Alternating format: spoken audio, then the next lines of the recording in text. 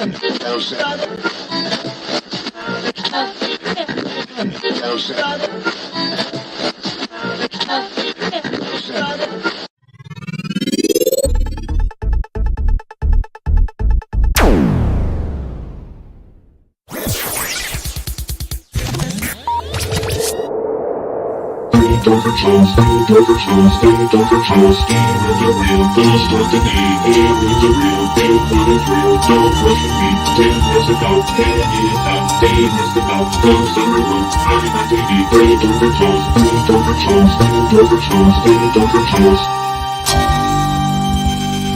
what you say or you'll get tickled.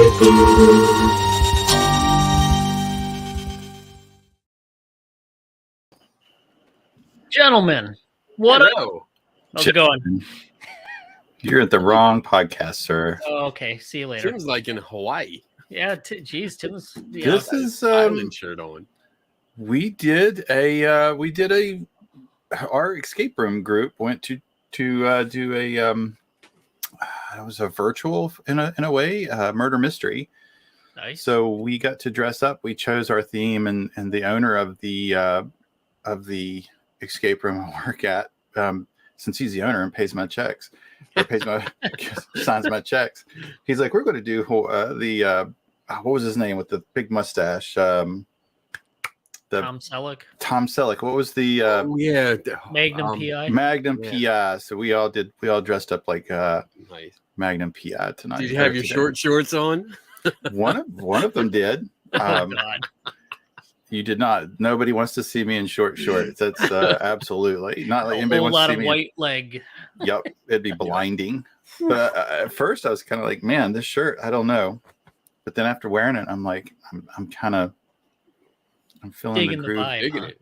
Yeah, Digging it. Now you I just like need a what was it? A Ferrari and a helicopter to. well, I got the shirt. Yeah, the shirt's about as far as you'll get. Yep.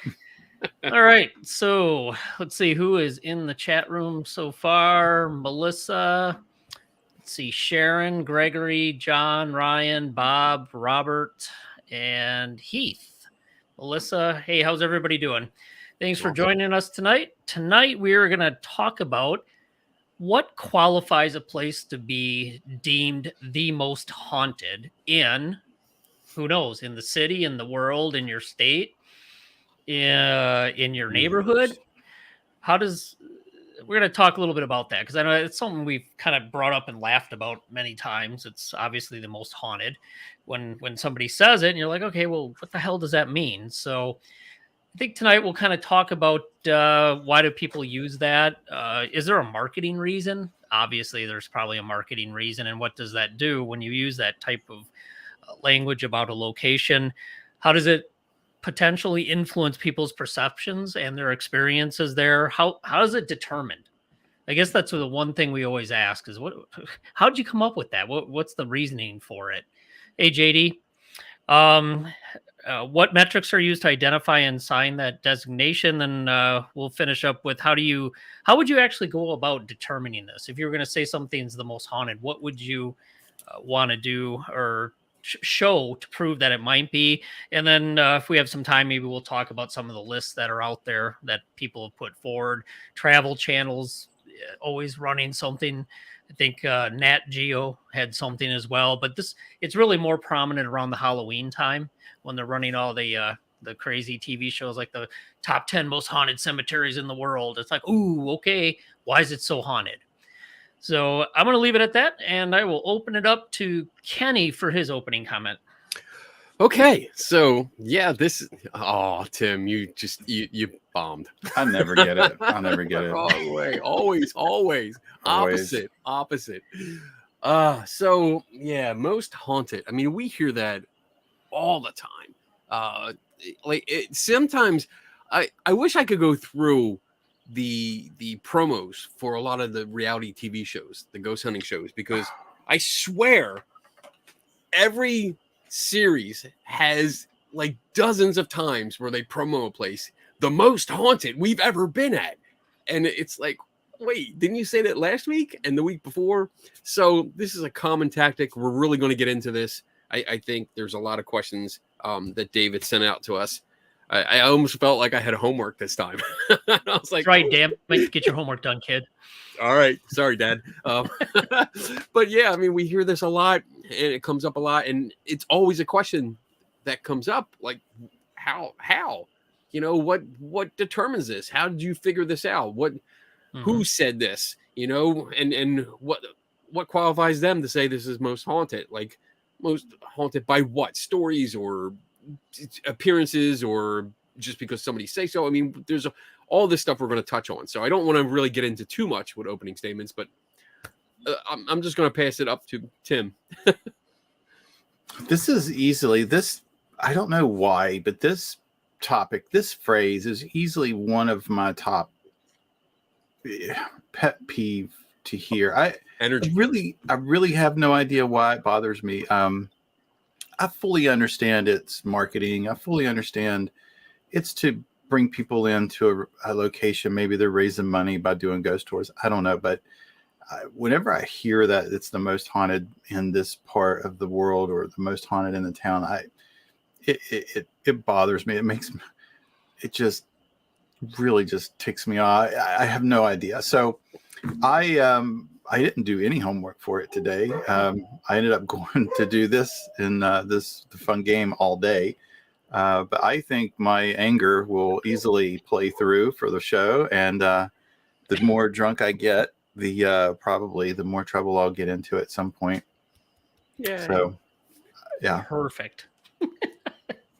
We'll keep Tim drinking. So when we get about 15, 20 minutes in, he's primed and ready to go. All right, so we have a question right out of the bat, which this is probably what we will address as part of the show tonight. But from JD, what qualifies a place to be haunted? Wouldn't most haunted then be a matter of degree?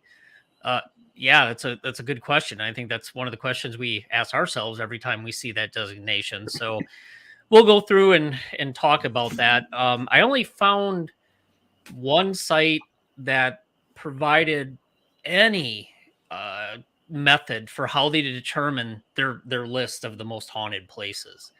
And it's interesting because even within those lists of criteria or metrics they use, those are still subjective and debatable to begin with.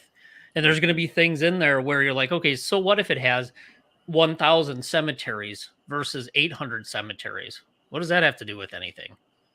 I mean, obviously the thought is more people have died in that little area, but that's all dependent on population. So, we will address that tonight. We'll get into that. And yeah, I would have to say it's a matter of degree, but how do you determine what that ranking is and what the matter of degree is? So we'll talk about that a little bit. Anybody else want to add to that? No, I think right off the bat, I agree with you. Like, this is one of the things that bothers me. Just the word haunted. Like, what does that mean? Like, define that for me. Like, when you say it's the most haunted, what does haunted mean? The most activity, the most ghosts. Like, there's 23 ghosts in this house and there's 17 in this house, but the other house with 17 ghosts has 2 demons in it. So that like jumps ahead because 2 demons is worth like 5 ghosts. I don't know. Like, how do you measure that shit? Like, Tim's got paramath. Paramath. Paramath. Oh, somebody's going to steal that. Coined it. Yeah, we got to coin it. Paramath. 3TS exclusive right there. Yeah. Haunted definition: frequented by a ghost. Haunted by, to me, always had a much more devious connotation. Frequented by a ghost seems harmless. I mean, when we're talking about qualifiers, I mean, that was the first question you sent out there, Dave. So, I mean, I guess we're just jumping right into it. So, I mean, I besides being a marketing descriptor, I mean, that's basic marketing, and we can get into that a little bit later. But I see it as it establishes a sort of hierarchy in the community, because depending on where you are, especially if you're in a small town, if you're the first to claim that you're the most haunted, then you get that reputation. You know, like that's it. You're the top tier in that town. And the same with the city. You know, there's a lot of places that'll claim this is the most haunted, like in Philadelphia.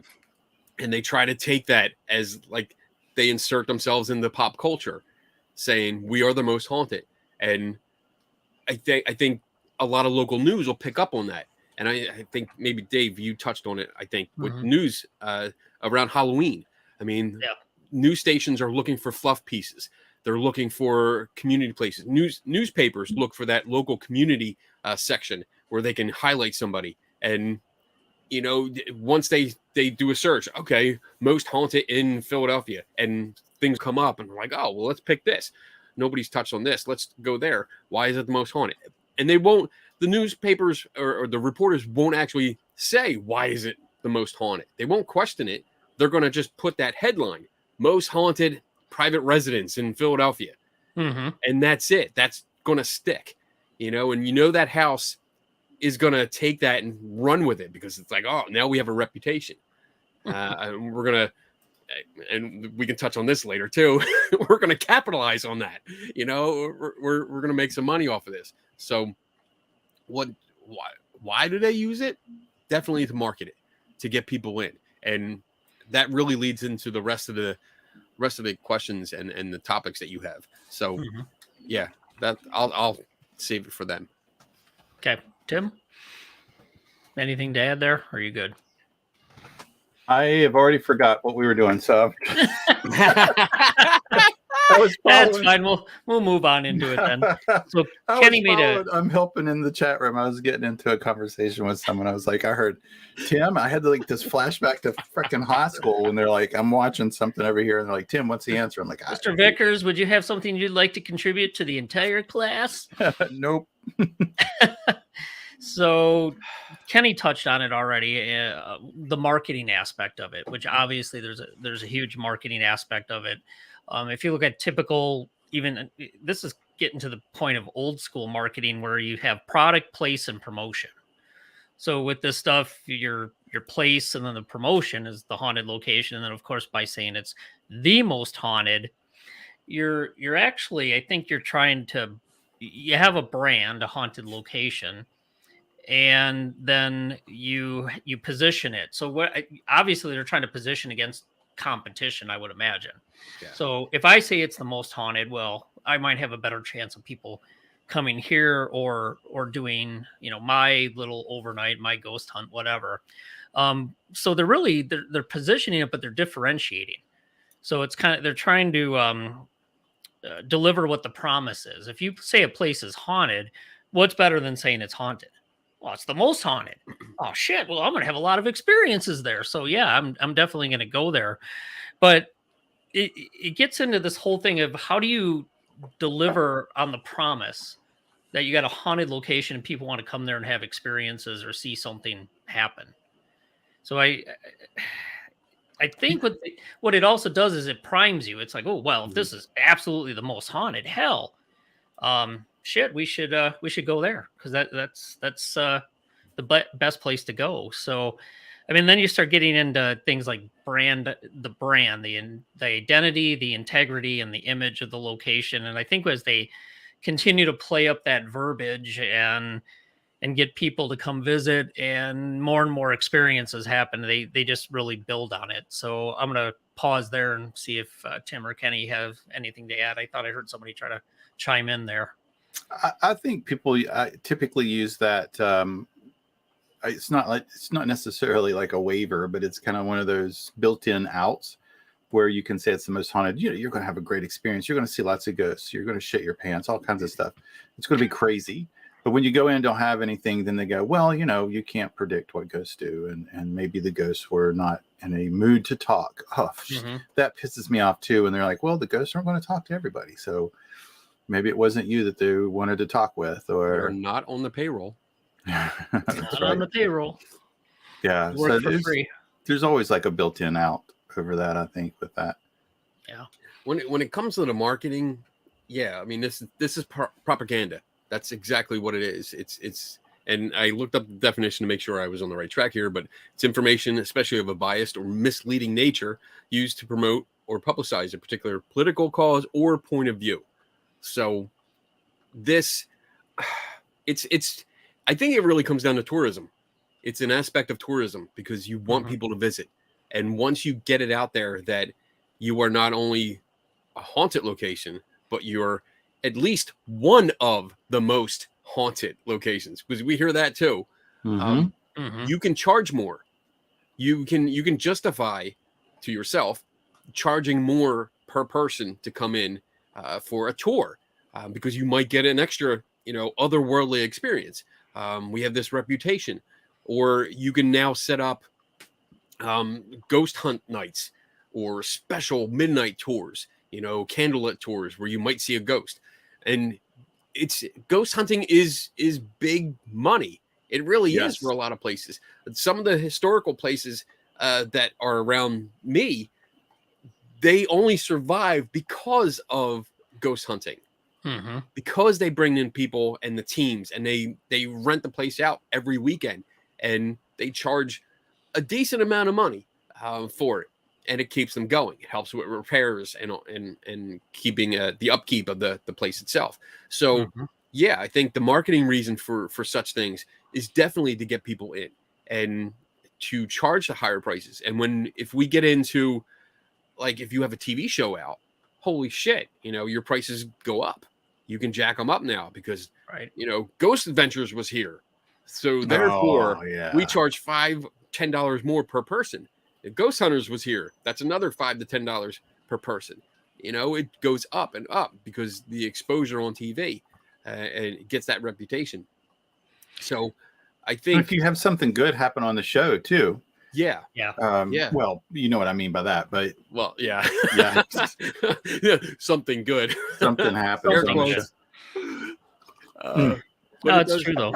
We tripped to Yeah. Waverly Hills in mid 2000, somewhere around there, and did the whole pay to play for a night, which I will say I had an excellent time.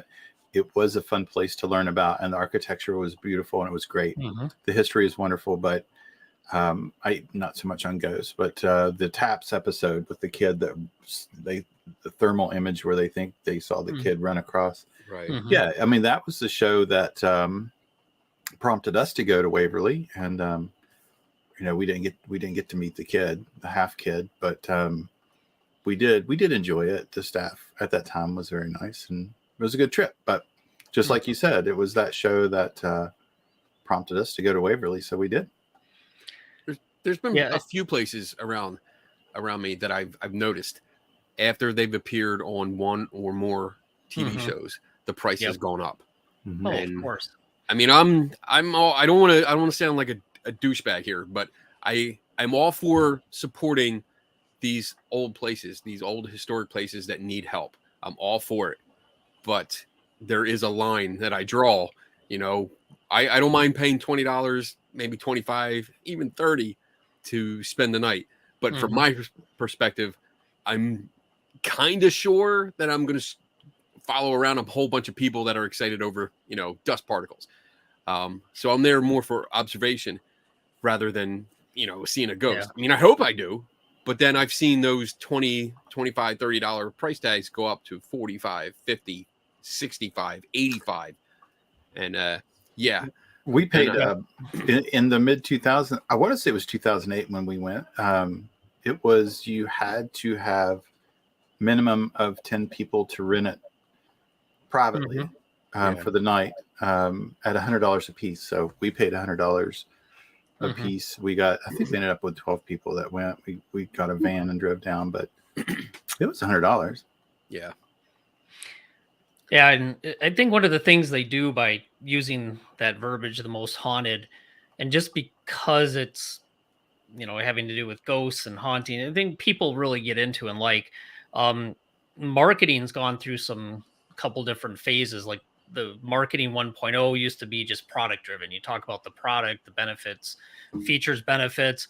And then marketing 2.0 came along where you had to be more customer oriented. So you're trying to focus on the customer and what they want and meeting their needs. But then as they get into this marketing 3.0, you look at things that are functional, emotional, and spiritual. So you're trying to connect with people on an intellectual level, an emotional level, and a spiritual level, which actually there was a paper that I was just starting to read, and they talk about how haunted locations, especially ones that are advertised and people go to, they don't necessarily all have fear. It's more of like excitement and makes them sometimes even feel good because they're on this this quest. They're looking for something. So maybe people don't even realize what they're doing, but they're starting to tap into with these haunted locations and this paranormal tourism of the emotional and spiritual, because there's also other reports out there that there's less people that are part of organized religion and more towards kind of this personal, individual, disorganized type religion. So it seems to all play in there. So if you're going to go and want to have an experience and you want to be, into it emotionally or spiritually, hey, the more you tell me it's there, the more likely I'm going to want to come there. And the other thing for me, what it does is it's setting your expectations and thereby priming you. So they're doing it for a reason. So that's kind of where I ended up with the marketing part of it. It's interesting because I think they're doing some things that they don't even realize they're doing when they're promoting these places that fall into some modern marketing concepts, which is pretty interesting. That's probably why it's such a big business these days. I definitely will go to a place if it has a very interesting architecture or a really good history to it, an interesting history. Yep. Doesn't have to be about death, but it usually is when it's a haunted place. But if it's a fantastic structure or an interesting history, I would definitely go just for that alone. The Winchester House, is that it? I would love to see that. I would go to that to see that house. That must be an amazing feat to build, and the skill in that alone. And that was one of the reasons I went to Waverly as well. It's an amazing place. It was an amazing place back then. Cool. Yep. Good comment by Jason. It seems like there are a lot of places that are suddenly haunted to raise money for restoration that had never previously claimed to be haunted. Yeah, I've seen a couple cases of that where nobody reported anything, but boy, they want money. So they get a local group to come in, do a little ghost hunt, and then all of a sudden they find one or two things, which we've talked about, like an EVP or some experience, and it might not actually be anything paranormal, but they had this experience and they build off that. And they can, if they're raising money, like Kenny said, raising money to support restoration, that's fine, as long as you know what the expectation is. Right. Yeah, I don't knock that at all. I can support that and appreciate it. There was a place, a friend of mine, Bob Christopher, he does a ghost hunting team and he has like a local access show. He sent me a picture. This was a couple years ago. He was at a place that was not known to be haunted. It was an inn, but they were trying to start tours up, and they gave him this photograph that they took of a staircase with this apparition on it. And he sent it to me. He's like, hey, I'm here now. The owner's trying to get me to promote this place, but this picture looks a little weird. Can you take a look at it? And sure enough, it was a ghost app. It was a phone app thing. And I was able to find, within 5 minutes, I found the same ghost. And I took a picture of myself on my stairway with the ghost on my shoulder and another one in my hand. And I sent it to him and I said, great. This person. So yeah, they're historic sites. I get it. I understand it. But I think there is a line too, when you cross that line into deliberate deception. Yep. When you're trying to pass off something like a fake picture like that to try to make the reputation. That's when I totally won't support you, and I'll totally call you out. Like, seance people. Question from Tiffany. Why don't they ever advertise least haunted? Some people would prefer to stay at the least haunted hotel than the most haunted hotel. That's a really good question. And I have a picture of a for sale sign from New Orleans where it was like apartment for rent or for sale. And underneath in big, bold letters, not haunted. I mean, it was hysterical. And they were serious. They're like, hey, as far as we know, nothing bad's ever happened here. Of course, because New Orleans is one of the most haunted cities in the world. But for them to point that out, I think that speaks directly to what Tiffany's getting at here. That's a good point. Tim, Kenny, any other comments there? Well, I guess I want to go back. To clarify, it doesn't bother me at all. And I kind of said at the beginning, it doesn't bother me when a place, especially for restoration, like I said, I love beautiful places. I love old places with great, I want them to have the funds and the means to restore places, so it doesn't bother me so bad if they're just like advertising and sticking it out there and going to draw in money. I kind of fall in line with Kenny when, ghost hunting teams start doing, this was the most haunted place we've ever been. This was the most haunted place in this town, or this state. That gets a little irritating to me, to say the least. But that use doesn't bother me for places that are fixing their building up. Not at all. Yep. Okay. Let's try to clear out a couple more questions before we keep going here. Melissa, can it only be ghosts, specters, Stay Puft Marshmallow Men, etc., to make a place haunted, or can it be because of other creatures? Maybe it's haunted with vampire bats. Yeah, I think so. There's places that talk about in New Jersey, one of the forests, because of the Jersey Devil supposedly being there, one of the most haunted forests, and it's it's not just ghosts. Well, Skinwalker Ranch. Skinwalker Ranch, probably. Yeah. I don't. An amazingly famous place. Yeah. So I think that's fair. haunted is like a blanket term. It's for anything has to do with supernatural or otherworldly or whatever. I think haunted is really a blanket. I mean, when I hear it, I don't know if it's just a bias from growing up, because like I hear haunted and I think, oh, there's ghosts. That's it. That's my distinction there. But it really does, like, Skinwalker Ranch is a perfect example, because I've heard people call that a haunted area, and okay, it's got all kinds of weird shit going on, but all right, I guess it's haunted. I don't know. Not haunted. Not haunted. All right, JD, if there's so many places that are the most haunted, can they really all be the most haunted? There'll be no logic used in this podcast, Mr. Sword. Yeah, please stop. You're ruining the mojo here. No, it's a good question, because I think what some people are smart enough to realize, I can't say it's the most haunted in the state. I can't say it's the most haunted in the world. So they define the parameters and the geography of what it's the most haunted within. So at least, they can't all be the most haunted. And we'll get into this, but to address this, so what criteria are they using to actually determine what makes it the most haunted? So we'll talk about that a little bit later on. So I'll turn it over to Tim for any more comments, and then Kenny on JD's statement and question here. I love the question. I think this question kind of nails it down really to what it's all about. At some point, everything's going to be the most haunted.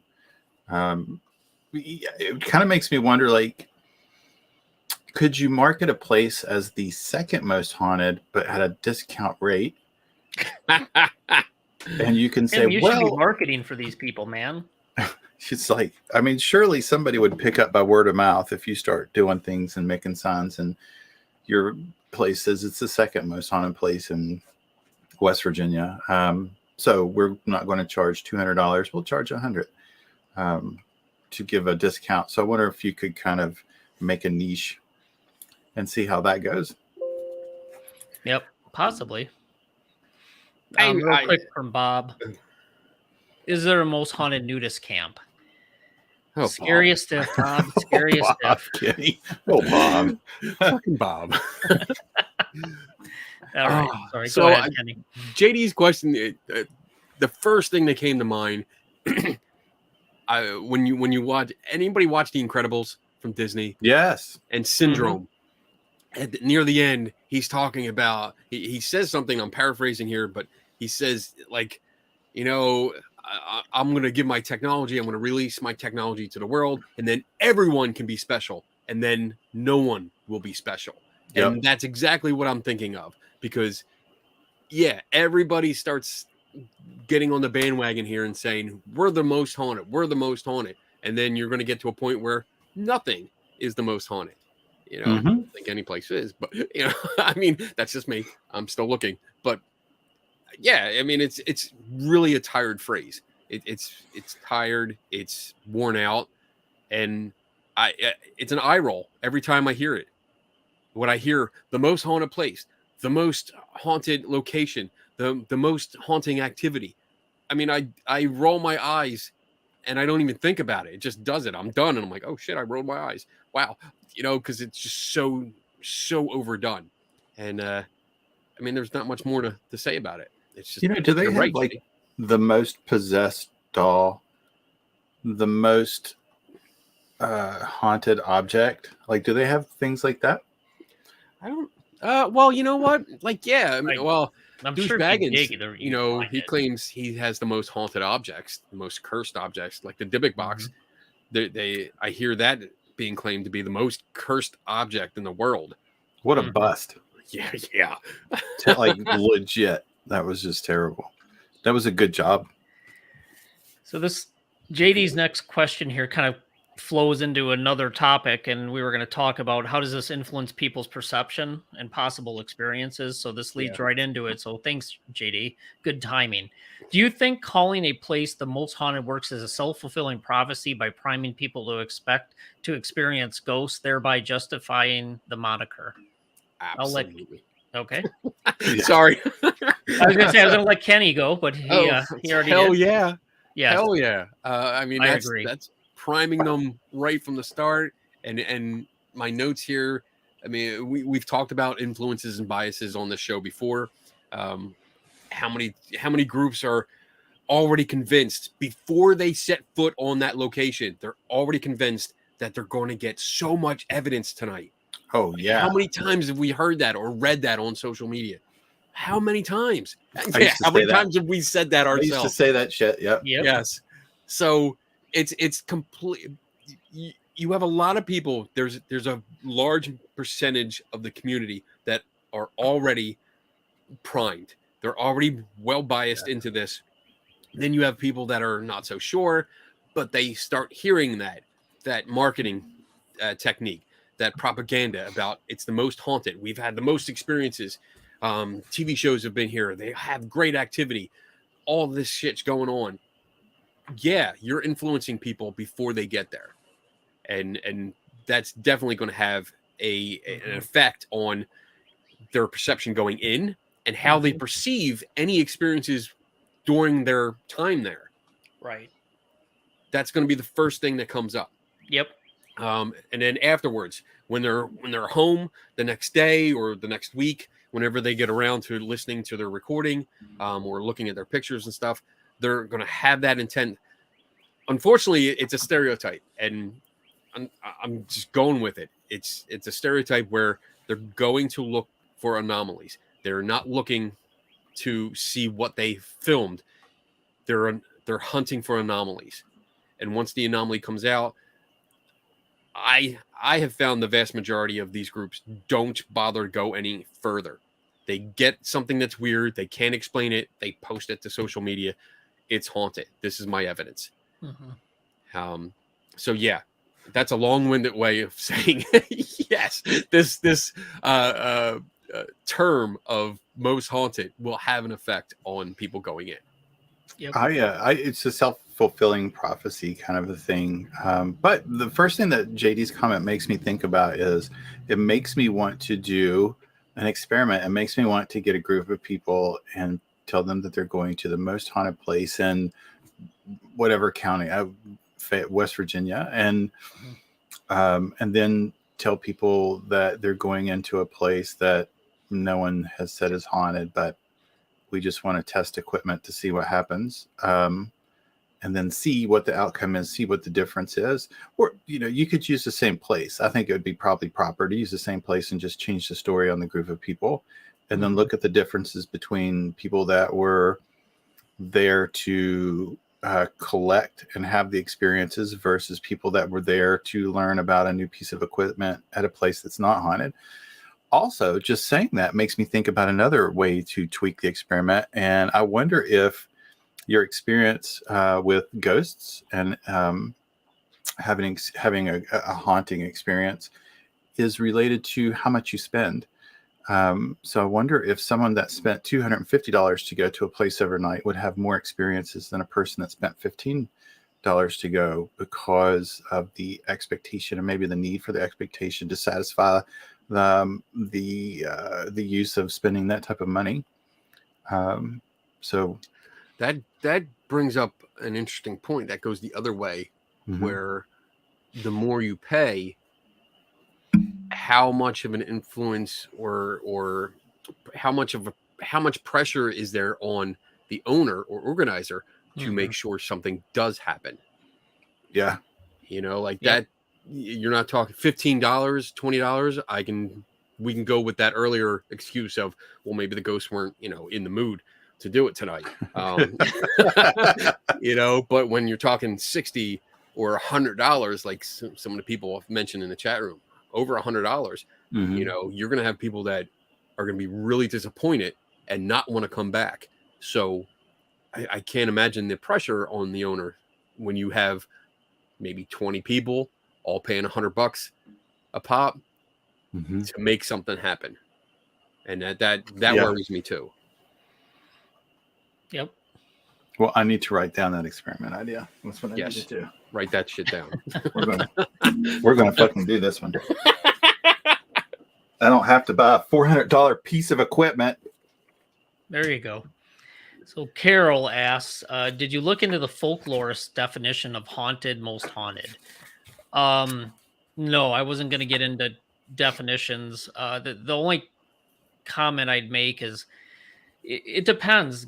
Amateur ghost hunters versus paranormal researchers versus parapsychologists or anomalous psychologists, they have different definitions. Hauntings are, according at least to the parapsychological literature, are, you get that variety of anomalous activity that's centered around a location. That's basically all they say it is what these various type of things that they've noted.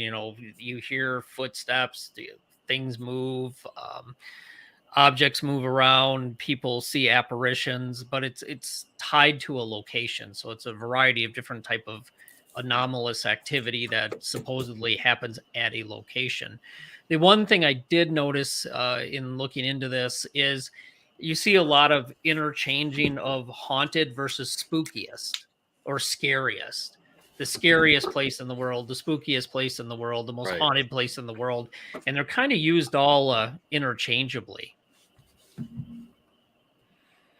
Yeah, scariest and frightening and most horrific. I've heard that once.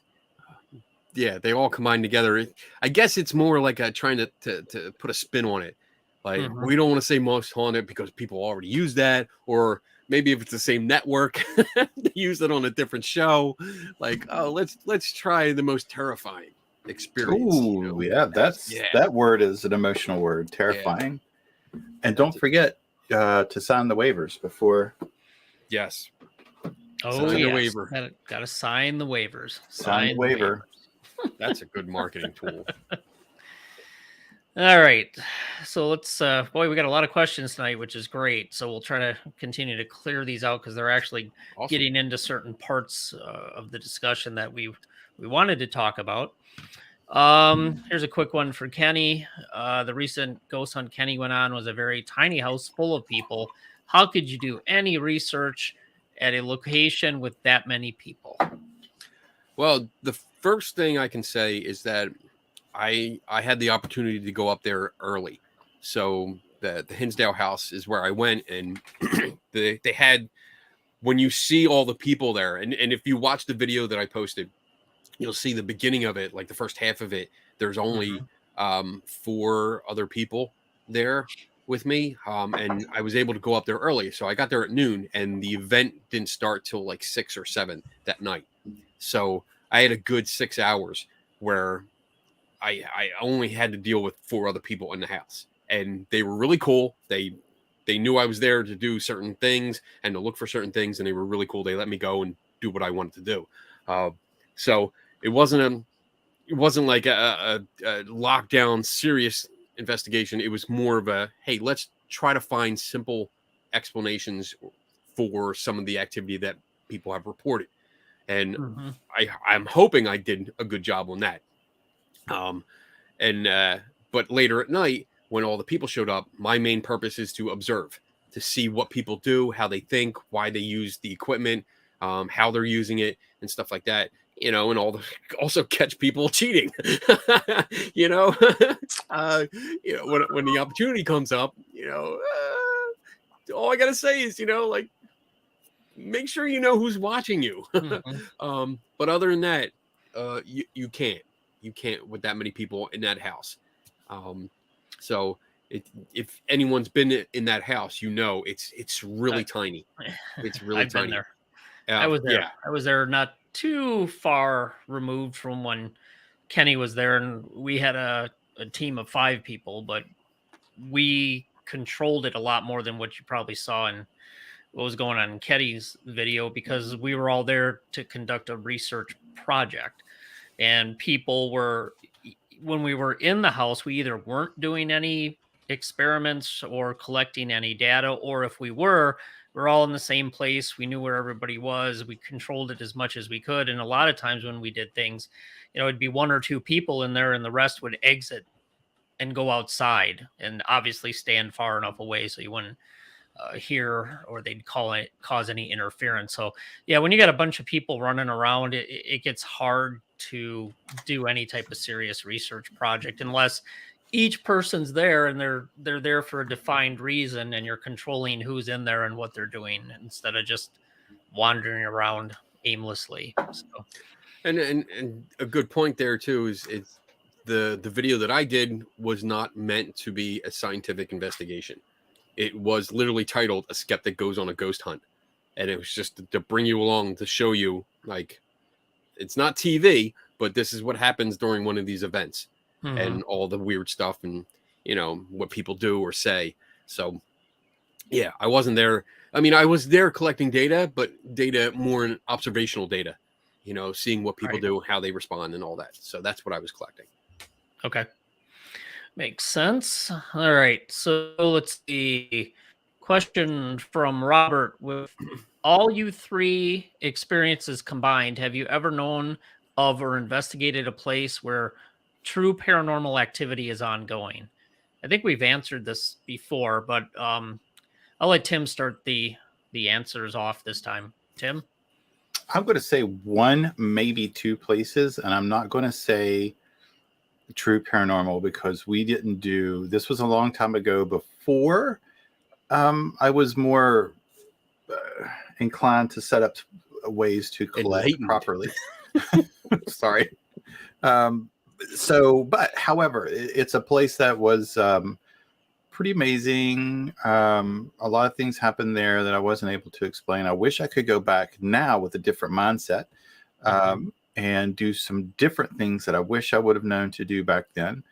Luckily, it was a place that we had access to pretty much whenever we wanted. So we had months and months and months of information collected.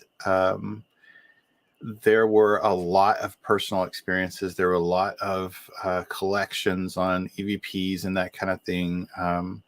But I will say that there were things that did happen in that house, literal things that happened in that house, that I'm not going to say was paranormal, but I'm going to say I don't know what it was.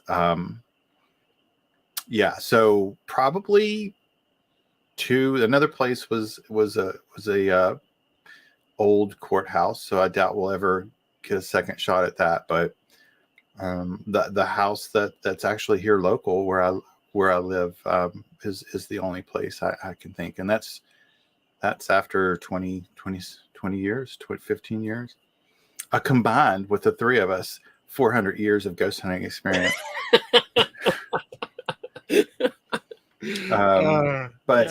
So actually, I'm going to say I will give it. Yeah, absolutely. There's a place that I didn't know what was going on and I couldn't explain anything. I'm not going to say it's a ghost, but I'm not going to say it's not.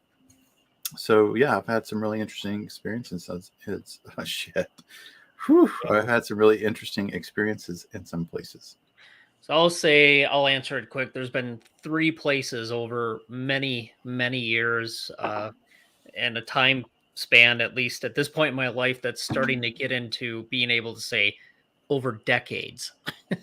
Yeah. There's 3 places that I would say I don't have an explanation for what was going on there, and a lot of experiences, a lot of correlation with changes in data, and just don't have a good explanation. So, I mean, yeah, is it paranormal? I guess by the paranormal activity, by the definition that you might be using, yeah. I mean, I would call it unexplained phenomena or anomalous phenomena right now that we don't have a natural explanation for. And like Tim, there's at least one place that it wasn't what was it, a courthouse, you said, Tim?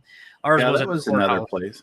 It was a private residence that sold, and when the new people came in, they didn't really want to have anything to do with it. So anyway, but yeah, it was actually 3 locations that were private residences that nobody's ever heard of, that nobody said was the most haunted. But those were the 3 places over many, many, many years that we had, a lot of interesting stuff happen, and a lot of interesting correlations with the data, with the experiences. So, all right, Kenny, you've explained them all, I'm sure. Yep. No, my answer is no. Move on. Now, this is actually a difficult question. I mean, I my knee jerk reaction is to say no. I haven't, but that I don't think that would be completely accurate to this question, because it's asking about true paranormal activity is ongoing.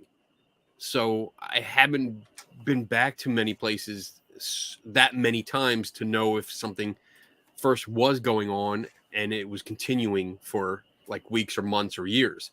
Because that's how I interpret ongoing, with something that just keeps on, like the Energizer Bunny of haunted places. I don't go to places that often. Usually when I go, it's to test specific claims, the ones that are testable, that I can actually set up a test or an experiment for. So I go for those. When it's random claims, that's much harder. That requires your stakeout, and crossing your fingers, hoping something will happen where you could try to figure it out. So I don't know and I think we've touched on this a little bit throughout our entire run, is that to set up a place where we can go back like once a month, or every 2 months or something like that, over the course of several years, to see if the same claims are happening over and over and over again. That would fall under this ongoing term. That's ongoing is the one that's really catching me here. Yep. You would think, being the token skeptic, I would be tripping over the true paranormal activity, but no, the ongoing part really gets me, because I can't answer that. So Okay. Sorry. Good question. That's my honest. Yeah, it's a good question. So, Yeah. all right, let's clear out more questions before we get into what metrics are used to identify and assign the designation, and how would you actually go about determining this. So let's clear out the questions. We'll get into that and kind of see where we land. Okay. Let's do a simple one from Melissa. Better ghost movie, 13 Ghosts or Ghost Ship? Oh, 13 Ghosts. Original or remake? Pick you. She didn't specify, so Oh take a man, pick. I'm asking us. I mean, 13 Ghosts. I mean, Oh. I saw both. The remake. I think the remake. Yeah, That's yeah, tough. I'd go with that. Yeah, Tough. Ghost Ship was pretty good, but I enjoyed 13 Ghosts a lot. yeah. All right, Yeah, that was a neat Also, one. I threw in, when I got caught not listening to the question, I was throwing in. This was what I was in the What a chat. fucking slacker, man! What a slacker! It's true. Screw the topic. Sorry. I'm going to debate I'm over doing my own freaking research. movie. Damn it! Yeah. I thought I could get away with like a couple minutes of just not listening, and then I got busted. I like the fog. That's another one yeah, that that's I a kind of great one. think, when I think of Ghost Ship, it makes me think of the fog, and I liked the fog, the old one too. Yeah. All right, another easy one, and then I'll get back to the older questions. If I could get 3 tortured souls a night investigation at 2 different locations in Tennessee, would you come? I'll go first. I'd love to go. It's just a matter of workload with work, getting away, traveling there, which travel doesn't necessarily bother me. It's just having the time to do it. And I'm already wrapped into 2 other projects that I need to spend more time on to begin with. So Would I want to do it? Yes. It would take some planning, but yeah, I definitely would love to come with Tim and Kenny and check out a place and do not just investigation. It'd be part investigation, but I would think it'd be part research project as well. So yes, I'd love to do it if we could. Tim, I was waiting. He's like, the son of a rotation. I bitch, didn't quit wanna picking jump on in. me. We've been going through the rotation. You go after Dave, and then I go after you.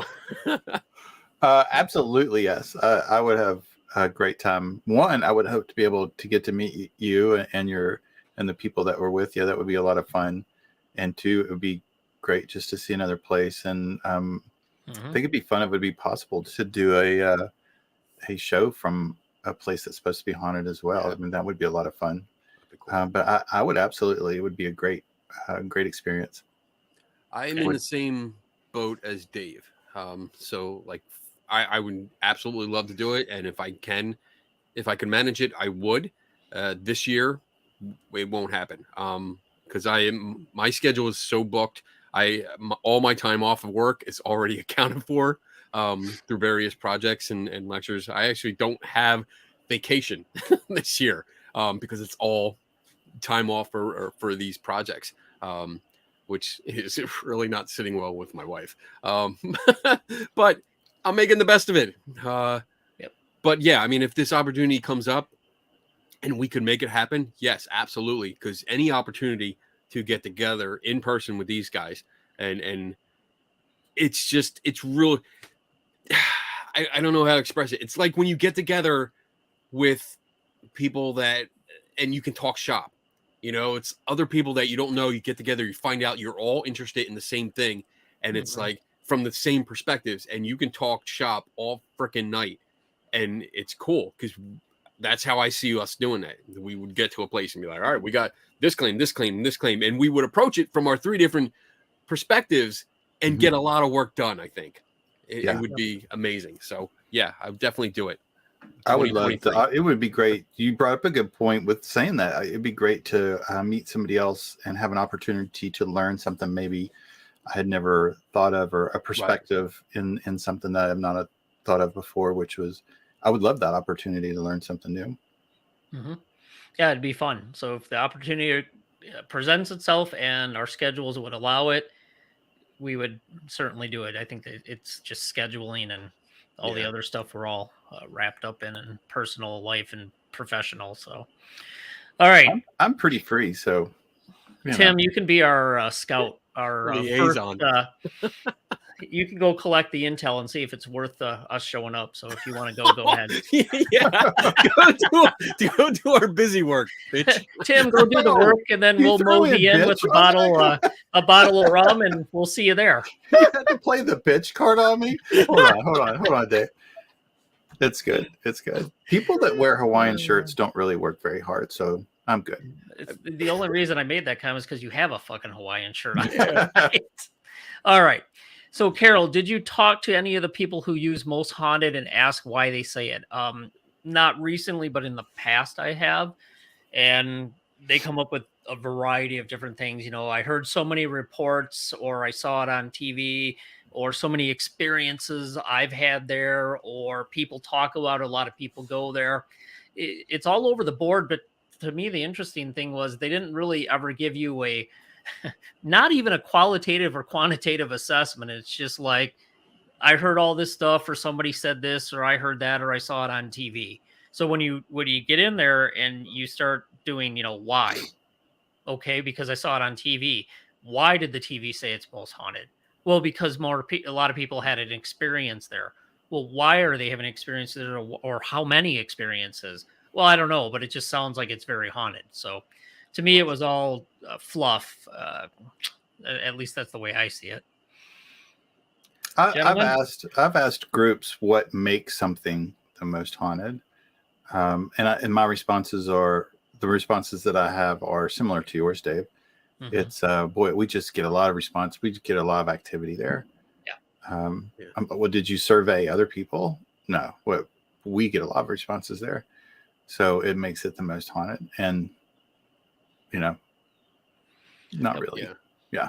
Same here. I mean, I've that's one of the standard questions I ask when I hear that. I mean, that's the go-to question when I hear, oh, it's the most haunted. This place is the most haunted. Whatever. It's like, all right, well, what determined that?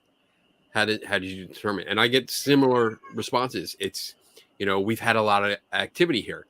Okay, has anyone else had activity? Well, yeah, other groups have, but it's the other groups. You can't give me names.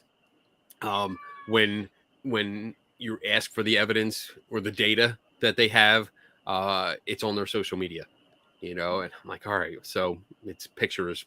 Okay, great. I'll take a look at them, but it's that kind of stuff. It's not anything concrete. It's not anything that's, I would say, published in traditional sense. It's posted on social media. Hey, look at our activity. Look at our evidence. And it's just, that's how it's presented. It's yeah, we have a lot of activity. And just going into some of the points that I did take notes on was that it's been on so many TV shows. Yes. This TV show was here, this TV show was here, and this TV show was here. Like, okay, great. But they're entertainment shows. Why does that qualify you as the most haunted? How many books they've been in, how many times they've been on the news or featured in the news, or a documentary came and was filmed there. Sometimes it comes down to nothing, literally nothing. You ask them what qualifies you as the most haunted, and they look at you like, what do you mean? Because I said so. Yeah, exactly. Exactly. Because I know how to market. I know what gets people in. I know how to sell tickets. There you go. Rents due. That's right. Oh, man. All right. Melissa, in regards to ghost hunters, did you know that Kane Hodder, Jason Voorhees, and Gunnar Hansen, Leatherface, and a few other big names in horror have a ghost hunting team? I did not know that, but that might be the scariest group of fucking people to go to a haunted location with. But it'd be cool, though. I'd love to do that. That's cool. I didn't know that. I didn't know that either. Very cool. That's interesting. I've met Kane at we have Monster Mania. It's like a horror convention here in Jersey. So I've met him because I know he's one of the Jasons, because there were several actors that played Jason Voorhees. And I think he played in like four of the films. But yeah, that'd be interesting. I mean, he's a big guy. He is a big guy, and he looks like a biker. Honestly, so I would totally go on a ghost hunt with him. I mean, like just the experience, like, you're right, dude. Yeah. You're like the most famous serial killer in the world. So yeah, I'm gonna go along with you. All right, Melissa, question, follow up to my earlier question, with skinwalkers and such, would that really be considered a haunting or infestation since it's a creature? There's all kinds of things reported at that Skinwalker Ranch. It's UFOs, it's creatures, it's ghosts, it's poltergeist-like activity.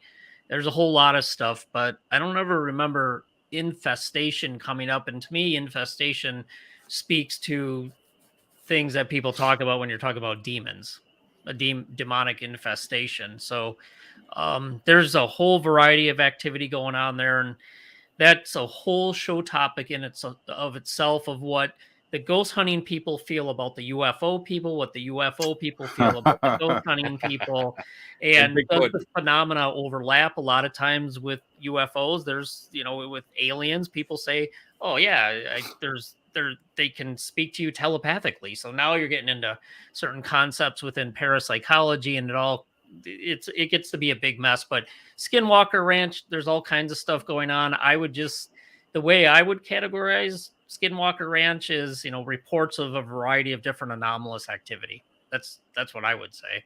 I don't know if you can tag it with one term versus another. Yeah, throw in there the 8-foot dire wolf that doesn't die after 6 shots. Yeah.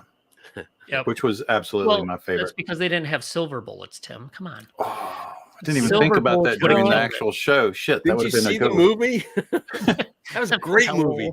That kid's Hello, wheelchair people. was awesome. I suffered through a documentary of that for that show. Mm-hmm. Hmm. All right, let's see if we can get through a couple more before we have what I'm going to call a mandatory bathroom break in a couple minutes here. Because every time we've skipped our break, everybody's eyeballs are floating by the time the show is done. So let's see, what do we got here? We can clear out quick. Just a statement from Tiffany. Instead of most haunted, maybe favorite haunted would be a better descriptor. I like that. But it's still subjective. Favorite to you, others may hate it. Yeah, Yeah. Okay. that was quick. Yeah, that's quick. We're cranking through these here. I'm just randomly clicking now. If ghosts, He's gotta spirits, pee. there's just so many great questions. This There is are probably the great most questions. we've gotten, and actually, I think it's more than open mic night. So this is Yeah. great. So good job, everybody. You're doing our jobs for us. Very, very nice. If ghost spirits can do all these things like move furniture and make things beep, open closed doors, why don't ghost hunters leave a pen and paper and see if a ghost or spirit can leave a note? I believe people have done that. Yep. And one of them's pointing at his very stylish Hawaiian shirt. So, Tim, comment? I left a keyboard, a laptop keyboard, a pen and paper. I used a iPad when they first came out with the fingerprints you could write. What else did I do? I left powder. I took a box, a cardboard box lid, and I put baby powder inside of it, and then just said, shit, just use your finger, whatever you want to use. I'm not judging, so you choose, and you just write me something. I tried to think of the most easiest ways that something could write me a message, and you would not believe what I got. Let me guess. Jack shit. Oh, I thought the ghost just wrote, "You're vicared." Maybe I was vicared. Yeah. It's pretty bad when you get vicared by a ghost. I used a lot of stuff. I liked that concept when I got into it, and that was in the early days when I was starting to switch over. I was like, well, fuck you. You slam a 200-pound door. Pick up this pencil. Just write me a note. Tell me to kiss your ass or something. I don't really care. Just do something. Yep. And it never happened. I've done similar things, just not as many, but pen and paper, leave a notepad out with a pen or a pencil on it. Opened Word on my laptop and just left it out and said, here you go. It's not really hard to push the buttons. Type out what you want. It's like a typewriter. So go ahead. But nothing. And I agree. Like, they can move a planchette with a whole bunch of people having their fingers on it. They can move furniture around. They can push people down the stairs. Apparently, yeah. I don't understand why they can't pick up a pencil and just write. Right. Just tell me what you want. Stop playing games. Yeah. All right. Let's do one more question, then we'll take a break and then we got a ton of questions still, so we'll try to hammer through those as we get into how would you determine a place is haunted? What I keep metrics would seeing you use? that the number of questions go down and then It shoots right back up. All right. Robert, I heard that people must tell you if their house is haunted if they try to sell it. Is that true? We'll start with Kenny first on this one. So that is a state-by-state law or state-by-state situation. Not all states have to do it. New York, you absolutely have to disclose if there's a reputation for being haunted. And they have, that was actually the state that I believe first enacted that because of the Ghostbusters ruling. And that's an interesting case. Look it up. It's a long case, too long for this show right now. But yeah, and I think Pennsylvania, I think there is a mandate for that. I think so. But again, it's state by state. So you definitely check with your realtor if you are thinking of selling and or buying a house, and see if they have to tell you that. But otherwise, yeah, that's my answer. Okay. Well, I'm looking at I Googled, do you have to disclose if your house is haunted before selling it? And I'm coming up with some pretty interesting things. Disclosure laws vary from state to state. hauntedness, which is quoted, isn't considered a material fact in all of them. And in any case, not all states require the sellers to disclose aspects that might lower a property's value. So it just goes state by state. And it's probably what each state is going to define each word. Oh, let me tell you, getting into law, Jesus, every word has a different meaning too. So hauntedness, I like that word. Not Hauntedness. the house's hauntedness, which is a disclosure law. So yeah, it just looks like it's, like Kenny said, state by state. All right. Well, let's take a 2-minute and 27-second break. It's very specific, Dave.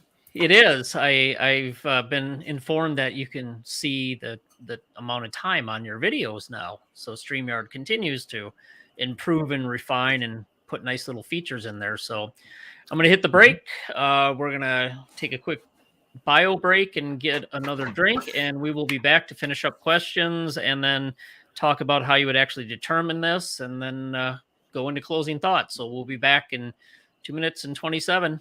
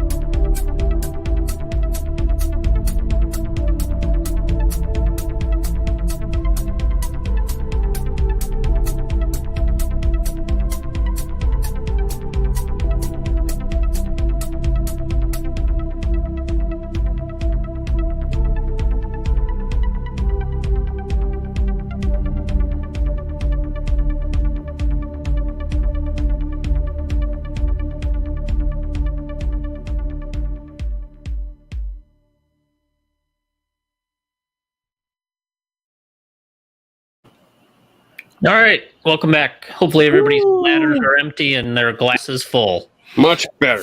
All right. I want to make a quick correction. I did look it up, and Bob was right. In Pennsylvania, you do not have to disclose whether a house is haunted. So you don't have to disclose stigmatizing events, such as there was a case with a murder-suicide that occurred in the house, and that was not. They didn't have to disclose that. But only physical defects that you had to disclose. So there's a correction. Thanks, Bob, like for blood correcting. stain on the floor. Yeah. Don't worry, a little bleach. It'll be That's fine. It's no worries. Yeah. All right, Redmond. The past few weeks, you guys have mentioned Skinwalker Ranch. If given the chance, how would the three of you approach collecting data based on claims made? It's a good question. That's a good question. That could almost be an entire show to talk about how we would go Dibs. about that. Oh shit! I I have That's a you, cheat. Tim. I have a bitch. I have a cheat answer for that one, and Okay. it was on the documentary that I watched.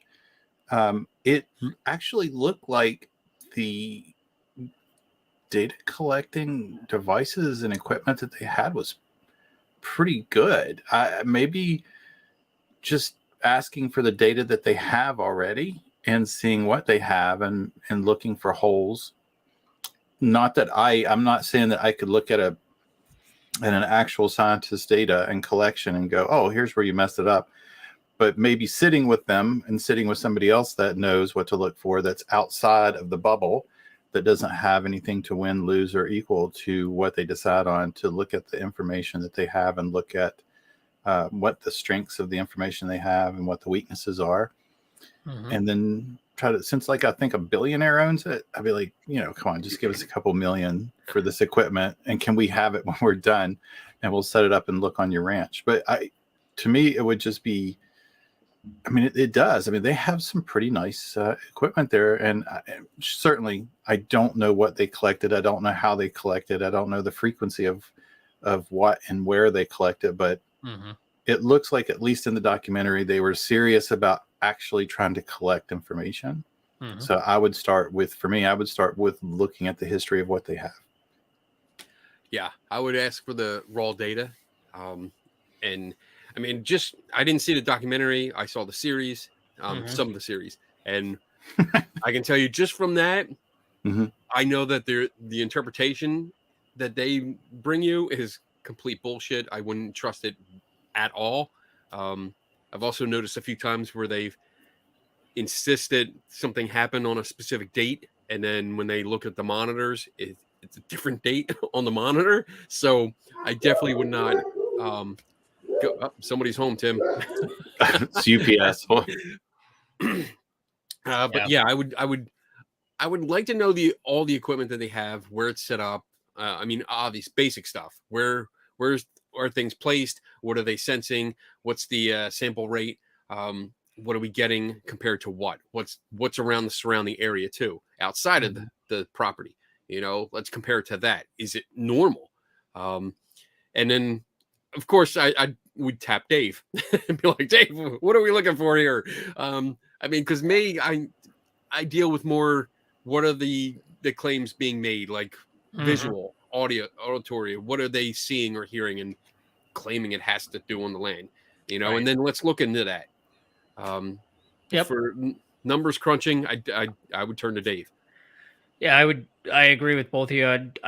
One thing I might do a little differently is they do have a lot of nice high end equipment, and running all that data. Nobody's gonna watch a show where they do that. We know that. Nobody gives a shit about that.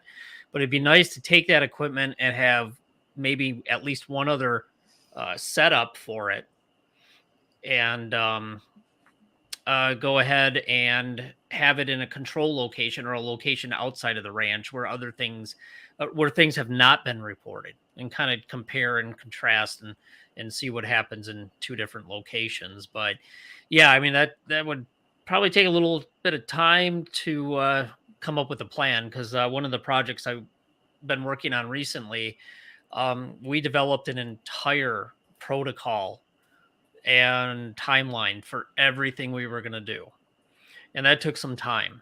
And it was digging into what people had reported, what the history of it is, what is known in the literature, and what's been published about various things like EMF fields or ions or infrasound, what that could potentially do to cause someone to believe a place is haunted. So it would, for me, it'd be a combination of a variety of different things, and taking a look at what they did, trying to test some claims, look at the data, have data in a control area, and then take a look at the literature that's out there to get maybe some methods or ideas on what to do as well. So it'd be it's a long thought process to come up with what we would exactly do there. It might take some time. So I don't know. Maybe we'll flag that and have an entire show on that. So good question though. Um, Another one, Redmond, are there any locations that could be investigated for a long period of time, from leaving cameras to anything else you'd think of to observe a location? I'll answer quickly. Yes, Jen and I have done that. We lived in one place for a year and a half, and cameras, equipment, and it was great. But the problem is, Ed, is a lot of stuff to go through. I mean, it is ridiculous when you got something, even if it's recording data once every second for a year and a half. That's a lot of stuff. Or if you get into some of the more advanced equipment. I know what Tim's doing. I did the same thing. Calculating the number of data Grab points. the phone, get the calculator out. We're such nerds. But there's I love it. Sorry, Dave. Sorry. but there was even other pieces of equipment that would collect 400 samples a second. So what are you going to do with that? I mean, it's an enormous amount of data. So yes, there is, and I think Tim was looking at a place to do something similar. Oh, sorry. Freaking Kenny. What a bunch of nerds. Nerd. If I was smart enough, I could figure that up in my head, but I'm not. You're not. I can't even find the calculator right now. There it is. Anyway, so yes, there are places that you could do that at, and people should do that, and there needs to be a hell of a lot more of that. Right. Go ahead, Tim. You find your calculator. I'll take this. Okay, I'll go take ahead. my turn here. So I think the issue with this is that you need total access and not have it interfered or contaminated by outside sources. So like your house, Dave, was your research project. That was your place, right? Yep. So you had access 24/7. You could do what you we want. lived there. Yeah. I mean, it was great. And I think that's the problem. Other places that you don't own, you don't have access to all the time. And you don't know what's going on when you're not there. So like any kind of business or historical place that has tours coming through, you don't have control over what's going on. You don't have control over the staff. You don't have control over that stuff. So unless you are a billionaire and you can afford to say, hey, that place has a reputation for being really, really, really haunted, well, then I'm going to buy it. And then I'm going to set up all the cameras. We're going to do what we have to do, and we're going to monitor the situation for years and see what happens. I think that's your that's your dream. That's your the ultimate goal there. But otherwise, I don't think it's possible unless you own the place. Yeah. So I'm close. Tim, Hold on. you got it yet? Come on. There's 31,536,000 points of data in 1 year. So it's going to add 6 months to that. Oh boy. That's Yeah, a lot of stuff. And that's one a second. Yep. I think I'm going to need a bigger computer. And that's only one device. One device. Yes. One device. You're talking, I think, anywhere from 5 to 8 different types of sensors for different environmental things. So, Wow. anyway, that's a lot of shit. More power to you, Dave. I need more power. More power. Power. All right. Who are the top 10 most worst paranormalists, ghost hunters, mentalists, and exorcists? Bob, I'd love to answer that, but I think we're going to take that and make it a show topic. Yeah. Pause. Bagans, dildo bacon. Can you hear my mic? Oh man, It's on. I'm waiting. It's on. I'm waiting for my peeps. Anyway, that's a whole nother topic. I don't think we have time to address that, but I can. Yeah, you've heard us spouting out names pretty quick there, so I'm pretty sure we could come up with the top 10 list of the worst of the worst. Wouldn't be a problem. Tiffany had a statement. Most feels like someone trying to be objective, whereas favorite outright admits it's subjective. Yeah, I mean, we're going to talk about in a little bit here. We only got a couple more questions. We'll talk about how you would really objectively potentially determine that, and I'm not sure it's possible. So that's a little thought there. I'm not too sure it's possible. I don't think. I mean, I don't see it that way. I don't see most being objective or not in the sense that we're using it, not in this context, because as we've experienced, and again, it's our personal experiences and what we've seen, there is nothing to back up that most, because it's not compared to anything else. So, or there is no comparison. We can't compare. How do we know? Like, if you have the most activity, how do we know that it is the most compared to all the places that claim to be haunted around it or in the area? Like, Yep. there is no determination. So by definition, using the term most is still subjective because the person just wants it to be. They think it is, therefore it is. Right. So yeah, I'm going to disagree with that statement, but not in a mean way. It's just, that's how I see it. Okay.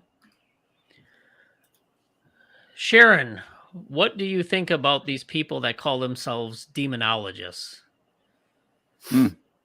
Well, I don't think much of it. Honestly, I think it's a lot of it's self-proclaimed. A lot of it is stuff that they really don't have much of a background in. They have very little training, or if they do, it's not adequate for what they claim to be doing. And I will throw in there that if you talk to any parapsychologist like Lloyd Auerbach, others, ask them if they've ever come across anything that seems demonic, and the answer is usually no. So there's people that deal with this. There's psychiatrists, there's psychologists that can deal with reports of stuff like this. There's the churches, at least the Catholic Church, they have exorcists that go through intensive training on what to look for, and then if they do make a determination, they have training on how to go about doing it. But somebody who just calls themselves a demonologist, I don't think much of it at all. Yeah. So this is a self, what is it? Self-given title. Yeah, I wanted to say that, but it sounded dumb.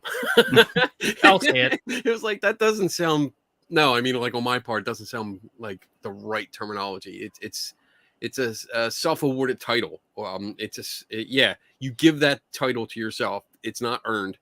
I can study, and this is something we might touch on later, like taking terms out of context. I can study psychology. Yeah. And it doesn't mean I'm in school. It doesn't mean I'm working towards my degree for it. I'm reading about it. I have a book that's on psychology. I have several books on psychology, and I read those books. I don't know if it's necessarily that I'm studying psychology. And this is the kind of context that I hear people that use the title demonologist use when they talk about why they are a demonologist. Oh, I study demons. And my understanding that the original meaning of that term is basically that it was the power that witches got from demons. Like they would make deals with demons, get certain powers, and that was your demonology. That's what it was about. And now it's turned into something where these people read about all these different demons and their names and what powers or what they're really proficient in, what hobbies they like, their likes and dislikes, their turn-ons, their turn-offs, stuff like that. And it sounds just like a sexy term, and I use sexy really in air quotes because it's not really sexy. It's just saying, hey, look, I'm more important. I'm in this area. I have this niche that is just mine, and I'm a demonologist. I know several people that call themselves that, and some of them are friends of mine, but I still don't accept that term as anything, or that title as anything legitimate, because it's just, did you like if you went to some kind of a college, like a legit college, and studied religious studies and specialized in, I guess, demons or mythological demons, then I would say, yeah, you got some kind of training in that. And I'm just going off, this is just me going off on a rant here. But if you come into, like, you were a ghost hunter for a while, and it's like, well, you know what? I kind of like the dark stuff. I like demons. I watch horror movies. I do all this shit. So I'm going to be a demonologist now. And I'm going to say things are demons. That's kind of how I see it. And it's just like saying I'm a paranormal investigator. Yeah, I didn't earn that title. You know, that was just something I said, you know what, I'm not gonna be a ghost hunter anymore. I'm gonna be a paranormal investigator. And then I'm going to upgrade myself to a demonologist because now I'm specializing. You know, and it's because I've also heard the term angelologist. I don't know if I can't pronounce that right, but I've heard that term where they specialize in the study of angels rather than demons. So what do I think about it? I think to be blunt, I think it's a bullshit term, and people give it to themselves. Okay. I think what you just said right at the end was what I was going to kind of hit on was there seems to be an evolution of the self-titles. Yep. Yeah. It was Ghost Hunter, Investigator, Mm-hmm. and seems like there's another one stuck in there somewhere. And now Demonologist or Sounds cool. yeah, it's always kind of like yeah, researcher. Yeah, different ones. Like I'm not a paranormal investigator. I'm a paranormal researcher. mm-hmm. And Yeah, and we've talked about that. Yeah. Yeah. It's an escalation into just different niches into the genre of ghost hunting, really, Yep. or the paranormal, I guess. UFOlogist, Yeah. All right. Bigfootologist, I'm a Bigfoot. skeptologist. Loch Nessologist. All right. Rumologist. Sorry. Why with hauntings is it always some old Victorian lady or something? I want it to be an angry teenager from like 2003 screaming, "It's Britney, bitch." Because that's a stereotype, and it isn't. It's not always the old Victorian lady.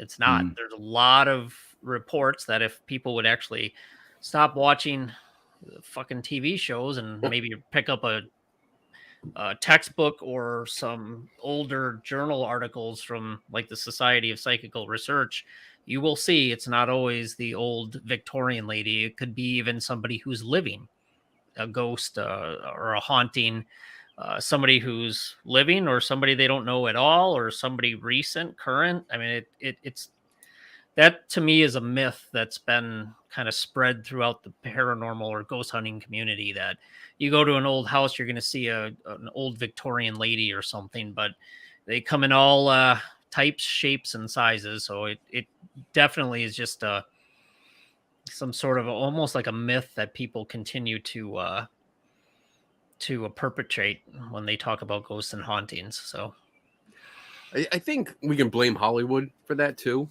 Yeah. Because I think that's a common trope in horror movies. You know, right.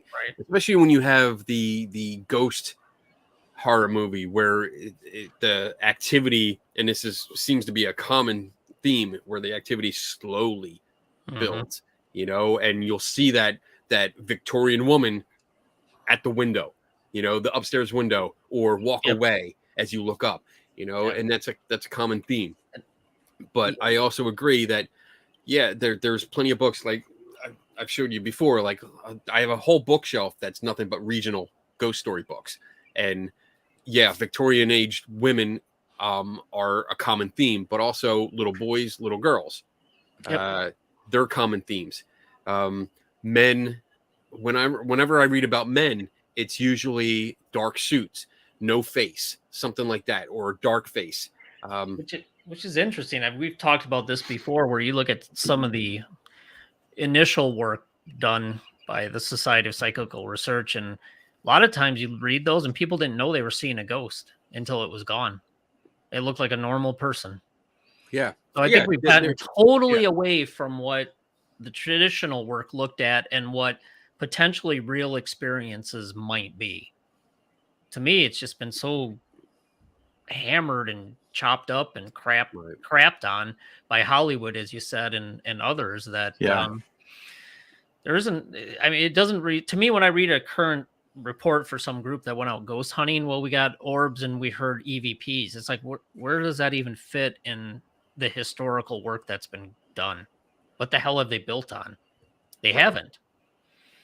But it is a common theme.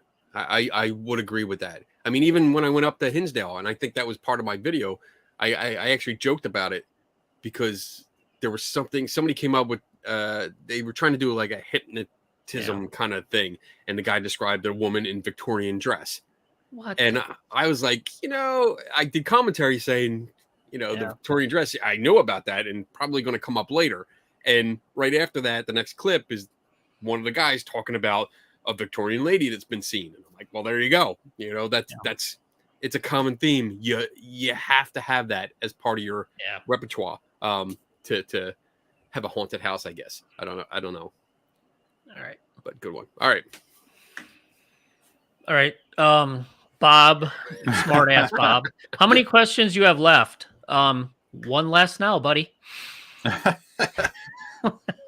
All right, so we got 2 more questions, and we'll get into how you would rank something being the most haunted, and when we'll be done with it. So Dana, Kenny, despite never capturing the evidence necessary for you to deem a location haunted, what is your favorite place simply for its creepy factor? And this is just at Kenny, so we'll let him just answer and then move on. Creepy factor. I don't know. I'm drawing a blank. I love going to oddity stores. I mean, there's a bunch of oddity places that I love going to, and those are creepy. And I love going to. I mean, I was just at a oddities market, and I went out. It was only about an hour away. I met out with a friend of mine out there, and I mean, that's where I got this delightful thing. But yeah, as in haunted, I don't know if you're asking about a specific haunted place. I don't find any haunted places really creepy. So I would just say the places that I can buy creepy shit at are the creepy places I like going to. I'm at home you get all these freaking freaky dolls and body parts and bones and coffins around, and I'm like, yeah, I'm home. I could take a nap here. This is great. And there's some places out real quick, like Ohio State Reformatory. That's just, it's cool creepy because it's just so big and massive. And when you're walking through there and it's pitch black, it's cool. You could say it's creepy, but it's cool. So, Tim, what's your favorite? Okay. Yeah. What's your favorite creepy ass place? I'm anywhere that has a wonderfully old stone type of design in its building. I love it. It's we have the West Virginia Penitentiary, which is closed down, but loves to do tours, which is a great place to go look at. It's all just this beautiful cut stone. It's absolutely beautiful. But just like you said, at night, it's creepy, but it's I don't even know if you can call it a creepy. Judging on how you would measure creepy, if you're enjoying it, is it really creepy? So, but it is a lot of fun. It's really nice. So I will change my answer. Mm-hmm. Oh, so I have one. And this was years ago. It doesn't exist anymore, but I used to do urban exploring. So abandoned places, loved it.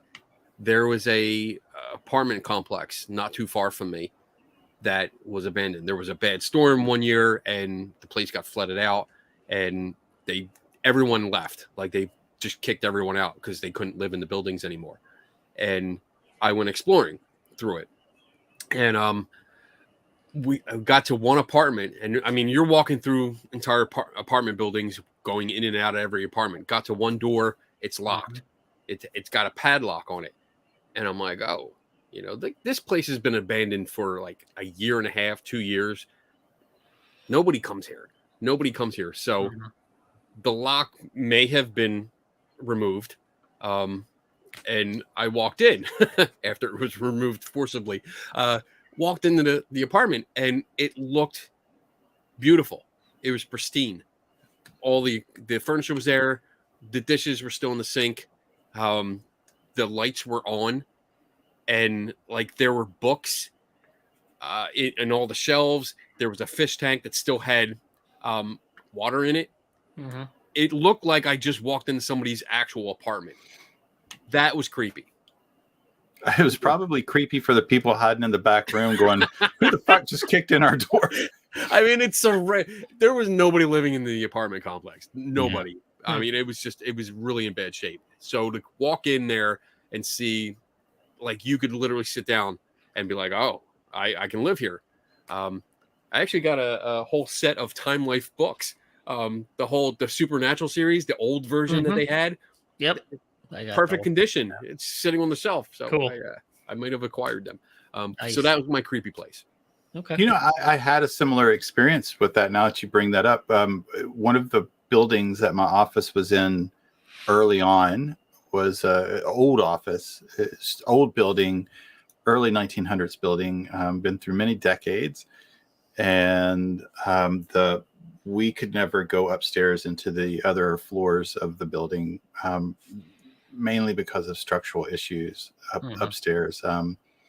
But one day the owner of the building came in, and I was like, I want to go up. I want to go look at all the cool stuff up there. I want to see it. And so when we got to the second floor of this building, it was apparent that the last decorative decade of this place was easily late 50s, 60s, and everything was kind of airstreamed. It was a dentist's office. It was there was another medical facility. So if you could imagine walking into a legit preserved floor of a building that was closed in the 60s and never, like, it still had medical equipment from then. And cool. yeah, I don't know if it was creepy, but the feeling was like, holy shit, like I just time warped. And this is, it was amazing. It was really good. Cool. The top floor was full of holes. So there was pigeon carcasses everywhere. So it wasn't near as cool as the second floor, but nonetheless, it was still fun. All right. So John asks, is there even really a topic anymore? Is there really one? Yes, in any we're going show to that we transition did? back to it. So let's talk about how you would actually go about determining a place as being the most haunted. So I guess I will start with Tim as I try to share a screen here on something I found when I was doing a little bit of research on it. I'm going to go from a layperson perspective. I would hope that if you're going to deem something the most haunted, I probably from a layperson's perspective, it would be the most experiences. And I know that that's not going to necessarily make something the most haunted, but probably just from the most reports. I mean, it's certainly not something I would do to try to find out if something was most haunted, but from a layperson's point of view, I would imagine the context, you know, probably if you could, it seems like if you have a location that has the most deaths or some type of suffering for some reason before or prior to death, it's usually deemed that that's going to be a very haunted location. And I guess I would refer back to Waverly on that. And it was often spoke about the suffering prior to death in that location being, I don't know why that would make something people want to stick around where they suffered, but I would just kind of go from that. So from a layperson's point of view, maybe if I was going to begin a study, I would ask for where are the places that have the most reports, and then go from there. Yep. Okay. Kenny? So, yeah, you'd first have to decide what your determining factors would be. And you touched on it a little bit, Tim, like, am I going to go by experiences? Am I going to go by how many claims there really are? How many times it's been in the news or media? Let's just say media, like just encompass TV and books and stuff like that. So I guess from that, I would, wow, it's really hard because it's not something you can just spend 5 minutes on. You'd have to determine, once you get your determination, you have to check with all of the surrounding areas, you know, like if you're talking the most haunted in the town or most haunted in the city, then now you have to track down every alleged haunted place in the city and get an idea of, you know, how many stories. Let's just go with the stories. Let's go with the experiences. So how many experiences have people had in, you know, house 1 through 562, Right. and then you compare, you put them all in order, like from least to most or most to least, and then go by that. Or if you're going to go by how many social media or news media mentions, or how many books was it in, you'd have to do the same thing. How many times were all these places mentioned? I guess that's how you would do it. I feel awkward. This makes me cringe a little bit, because it's like, this is not what I do. And so it's like, how do I determine whether it's the most haunted? I don't know. That's But I think you both hit on things you'd have to do. It'd have to be through some sort of survey, collecting, people's, how many experiences they had or how many things are reported. And there's actually validated question sets that people can fill out that capture that type of information. But like you said, you'd have to do it at all these different places and have all of these people participate and then score them and rank them. I mean, that's the only way I think you could even really do it. So this was interesting when I came across this. It's American Haunting, the spookiest states in the USA, which, okay, is haunted, spooky, scary, whatever. It was an interesting way to look at it. Now, I don't necessarily agree with the metrics that they use, but at least they tried to use some metrics to quantify and qualify this. So they did something which I love, the spook score, which they went and calculated number of haunted places by population, founding date of the oldest town or city, number of cemeteries by population, and age of oldest cemetery. Now, again, I think we could have a whole show critiquing these criteria that they're using, but at least somebody's setting forth criteria to go through and systematically evaluate it. Excellent point. And then they went through with the creep score, number of unsolved murders by population, number of abandoned buildings, and then the boo score, number of ghost towns by population, and number of reported ghost sightings by population. Again, the criteria are iffy at best, but the fact that they actually came up with criteria that they could go through and then enter the data and then come up with the different rankings. That's one way to do it. And that's the way you would almost have to do it. But is it valid, the criteria they picked? I mean, a lot of that you'd be like, why is that creepy? I don't find a cemetery creepy. I love cemeteries. I think they're peaceful. I think they're great. And the older, the better. I think it's fascinating. So for me, it's not creepy at all. So, it's subjective, objective. I don't necessarily agree with, some of the criteria, but the 10 most haunted states they came up with, New Mexico, number 1, Michigan, West Virginia, Florida, Pennsylvania, Alaska, Oklahoma, Indiana, Texas, and Missouri. So it's just I think, to me, what was interesting is somebody actually put some thought into this and tried to pull some data where they could at least rank them. Again, I don't necessarily agree with the criteria they use, but I mean, it's really the only way you could do that. And if you're going to say it's the most haunted, what do you mean by it? So you'd have to define what is considered haunted. And then you'd have to have a question set you can send to people or they fill out. And you'd have to do it for all kinds of different places and then try to rank them. And the problem is, what do you do? Do you hire 100 people and go to each site and have the same 100 people do the evaluation? Because it's different people doing different evaluations. Of course, the simplest thing is like when they do various polls and surveys, you just ask people, and at least you get an opinion. But again, I think it's pretty difficult to figure out exactly how you would truly objectively rank what is the most haunted. But at least I came across this. I'm like, well, at least they tried. They put some criteria in there. They could at least get a number and rank things. So, but that's it. I mean, you nailed it right there.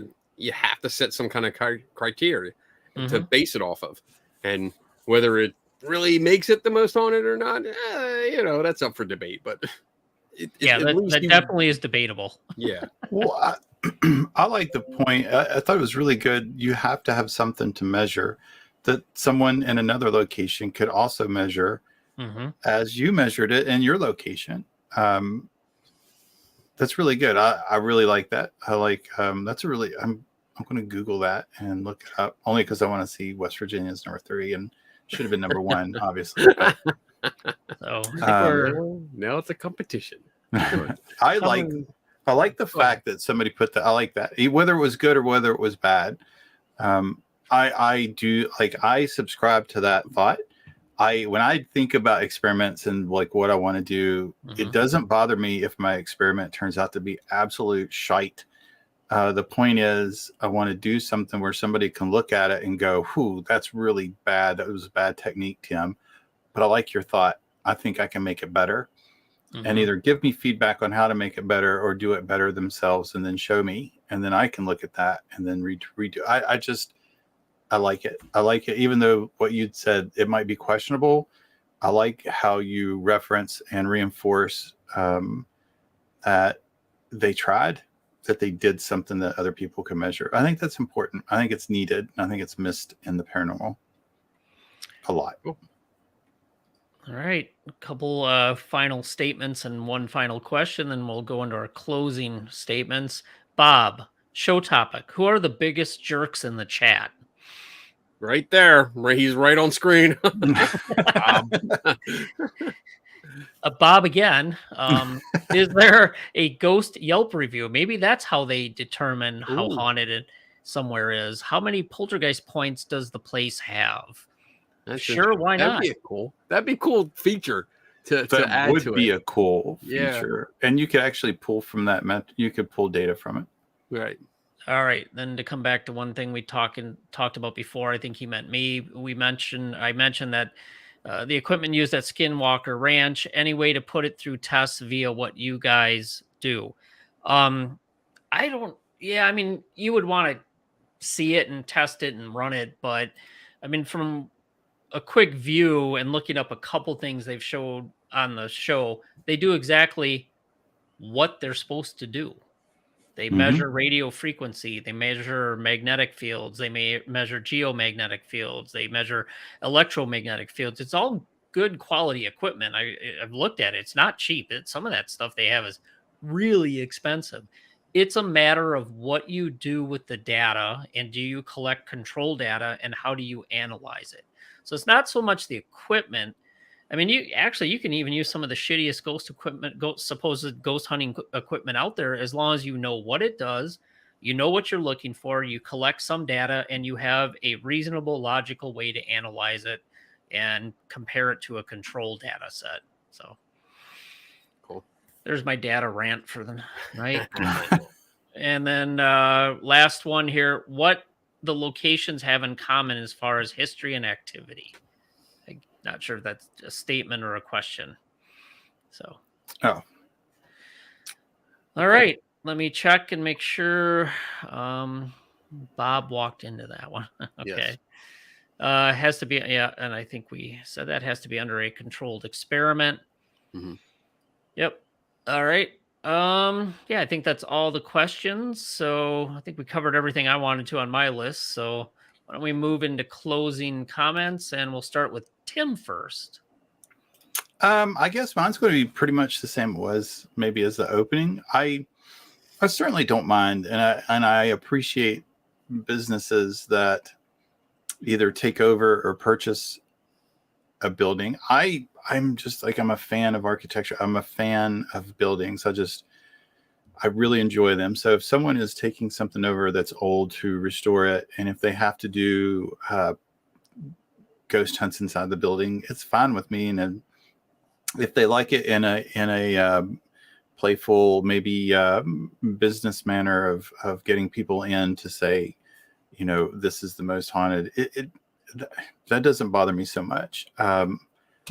I guess where it gets to me is when teams or other places try to list the most haunted places without any given thought.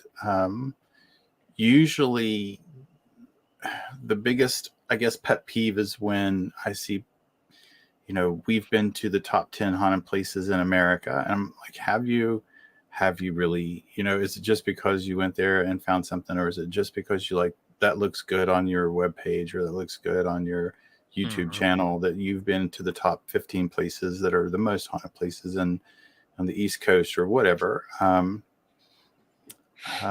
guess that's what, I guess for the definition of being tortured, that tends to torture me quite a bit.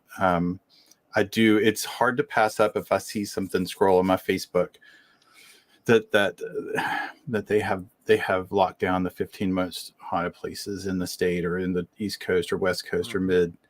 I want to ask, how did you determine that? But I don't want to get in a Facebook fight. I'm vickered enough as it is, even in my own state. So, yeah. All right, Kenny.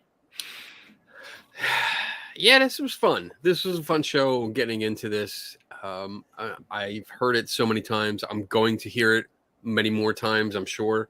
And I will be that guy that asks, like, what qualifies you to be the most haunted? Because I want to know. I want to know what they're basing it off of. I'm not being a jerk. This is just, that's what I do. That's the kind of questions we ask. So, but I do think it's just a worn out marketing technique. That's about it. And I think it's just it's a trend. It's easy to say most haunted. It's just like saying some places the most fun, or you're gonna have the best time. If you come to our resort, you're gonna have the best vacation if you go to this state or here or there. This is the best water park. It's all subjective. It's all just a marketing technique. It's a what is it? It's a subtle. Oh man, I'm totally blanking out on the word. Subliminal kind of technique, just to get you to think, oh, that's a really great place, and I want to go there now. Because like I mentioned before, ghost hunting is big money. It can be big money for certain places. Not every place, but for some places it does. I mean, some historical places run on nothing but ghost hunting. It really keeps them afloat. So yeah, I can see other people wanting to use that tactic to bring in some extra cash, especially in the times we're in now. The pandemic is hopefully getting to the end here. Things are opening up again. Businesses are trying to recover. They're trying to recuperate.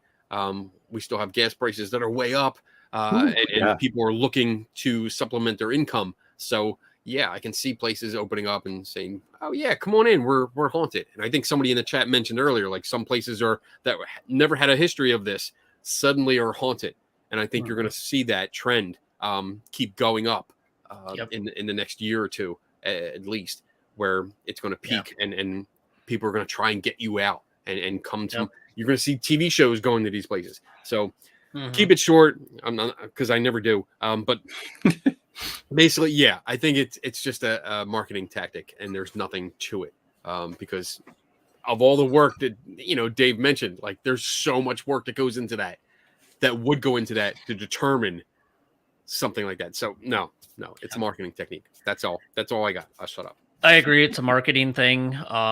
It's going to be really hard to come up with true objective criteria, because, what is a ghost? What's a haunting? Why is it more so, and how would you do it? So we covered all that. So I think what we see is a lot of marketing and subjective statements, and there's not much more I can add to what Tim and Kenny said. So with that, let's move into what we have going on. Pretty quick for me, do the show with Tim and Kenny on Saturday nights. Also check out espsi.center, what some of the other work that Jen and I do in the field, side chat podcast that we also do. And that's about it for me, Tim.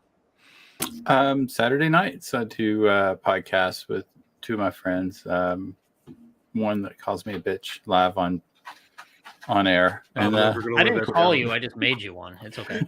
Oh, that was even better played. Better played. Yes. I love the torture. That's why I'm here. Other than that, I'm going to the Gettysburg Paranormal Bash. Battlefield Bash. Thank you, Battlefield Bash. Yep. And hopefully that'll be. we'll be able to do. I would love to do a show from there again. We're gonna.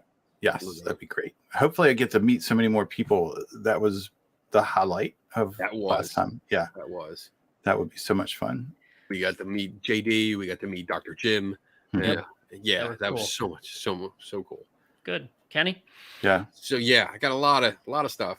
Friday nights I do a show called Skeptical Help Bar. If you haven't checked it out, please do so. 8 p.m. Eastern, pretty much every Friday night. I sometimes have a guest, sometimes I don't, and it's usually open mic night when I don't have a guest. Saturdays I get to do this awesome show with these two crazy guys. One's a bitch. And we get to have fun. That'd be me. Talk about stuff. Coming up, July 16th and 17th is Skeptical Virtual Conference. It's an online science conference. I know Bill Nye is one of the speakers. There's several others. Stephen Novella is a speaker, I believe. And I get to speak. I'm going to talk about my journey from ghost hunter to skeptical activist, and then pretty much how like one event in Gettysburg was the beginning of the end, the beginning of my turning point. So hopefully it'll turn out really nice. I haven't written it up yet, but July 23rd is the Para-Unity Conference in Woodbridge, New Jersey. I will be there set up with my Skeptical Help booth, and then my wife will be there with her her Lucky Tiki Creations. We're both going to be there, and I'll be collecting money, donations for St. Jude's. So that's the charity that we're going to start donating to, at least for the next year or so. And then August 19th to 21st is the Gettysburg Battlefield Bash, which the three of us will be at. We have a booth. We're going to be set up. We're going to do a show. We're going to interact with people. Hopefully they're going to help keep people away from beating the crap out of me. So certain people, no going to bed early. You got to pick your fights before freaking 3 o'clock in the morning. Whatever. And then lastly, I have October 20th to 23rd. I will be in Las Vegas, Nevada for SciCon, and I'll be speaking on the big stage, talking about bridging the gap between some believers and skeptics. And you all know why I say some. But yeah, I'm going to talk about that and my approaches to bridging the gap and keeping relationships with both sides. So hopefully that works out good, because there's a lot of people. Neil deGrasse Tyson is coming. He's one of the speakers. Penn and Teller are going to be there. They're speaking. So I have to make sure I'm good, because I don't want to suck. So no pressure, Kenny. No pressure. No pressure. Oh, jeez. It's going to be easy. Don't even study for it. Yeah. Just get up there and wing it. You'll be fine. Yeah. It'll be fun. All right. Well, thanks, everybody. Appreciate all the comments and questions tonight. And that's it. We will see you all next week. Until then, take care. Don't forget,